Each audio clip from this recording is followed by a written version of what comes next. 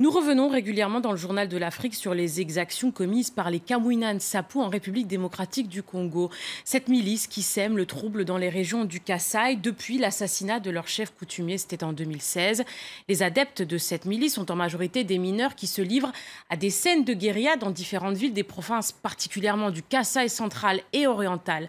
Cette fois, la violence a encore augmenté d'un cran. Ce soir, nous allons nous arrêter sur une nouvelle vidéo particulièrement violente qui circule depuis 2 semaines sur les réseaux sociaux et sur laquelle vous avez enquêté. Lise Lotmat, bonsoir. Bonsoir. Vous êtes journaliste pour les Observateurs de France 24. C'est une vidéo particulièrement violente que nous avons décidé de ne pas diffuser, justement, vu les images choquantes. Mais pouvez-vous nous dire, vous qui l'avez vue, ce qu'elle comporte ? Alors dans cette vidéo qui dure un peu plus de 7 minutes, on voit une femme qui est présentée nue à la foule sur la place centrale de Louébo.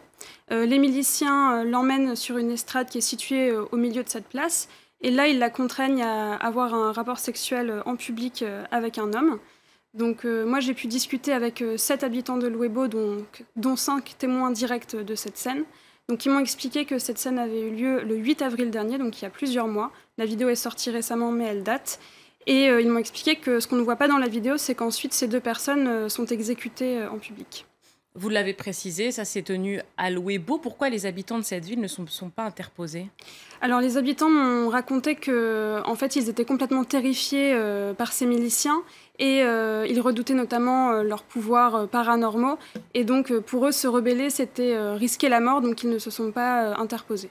Comment est-ce qu'on en est arrivé à un tel niveau de violence ? Alors en fait ce qui s'est passé c'est que cette femme et ce jeune homme tenaient un snack à Louébo. Et en fait, ce jeune homme, c'est le fils de la rivale de cette femme, donc le fils de la 2e femme de son mari. Et en fait, ils ont ravitaillé les miliciens sur le front avec un plat de haricots.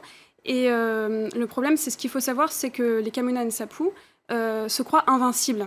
Et donc, pour être invincibles, ils ont certains rites et aussi certaines pratiques alimentaires. Donc, ils refusent de manger de la viande ou du poisson. Or, dans ce plat de haricots, il y avait des petits morceaux de poisson. Donc en fait, ils ont accusé cette femme et ce jeune homme de trahison. Ils ont pensé que leur défaite, en fait, c'était eux les responsables. Justement, qu'est-ce qui prouve dans cette vidéo qu'il s'agit de Kamwina Nsapu ? Alors, au-delà du témoignage des habitants que j'ai pu recueillir, on voit très clairement dans la vidéo ces bandeaux rouges qu'ils portent avec des petites brindilles qui sont très distinctives de cette milice. Et également, ils ont érigé un grand feu sur la place qui lui aussi est tout à fait traditionnel de cette mouvance. Vous avez contacté les autorités congolaises suite au visionnage de cette vidéo, de votre enquête. Qu'est-ce qu'elles vous ont dit ? Alors, elles m'ont expliqué qu'il y avait une enquête globale qui avait été menée sur les exactions commises en général par cette milice, mais qu'il n'y avait rien de précis sur le cas de Louébo. Merci, Lise Lotmat, pour vos précisions et pour cette enquête. Merci. Merci.